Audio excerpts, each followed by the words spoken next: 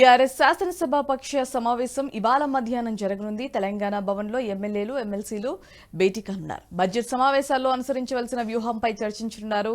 Job calendar, నిరుద్యోగుల సమస్యలపై అసెంబ్లీలో చర్చించనున్నారు. రాష్ట్రంలో శాంతి భద్రతల నిర్వహణ వైఫల్యంపై సమావేశాల సందర్భంగా ప్రభుత్వాన్ని బీఆర్ఎస్ ప్రశ్నించనుంది.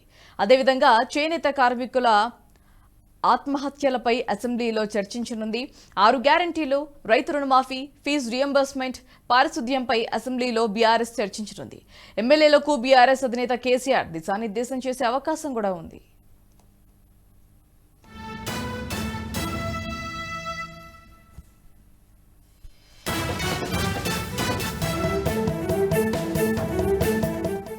ఈ వీడియో మీకు నచ్చినట్టయితే లైక్ చేయండి, 10 మందికి షేర్ చేయండి. అలాగే కామెంట్ల రూపంలో మీ అభిప్రాయాలను మాతో పంచుకోండి. Nationalist hub group of channels ను సబ్స్క్రైబ్ చేసుకుని తెలుగునాట జాతీయవాద జర్నలిజాన్ని ప్రోత్సహించండి. ఈ వీడియో కింద ఉన్న బెల్ ఐకాన్ పై క్లిక్ చేయడం మర్చిపోవద్దు.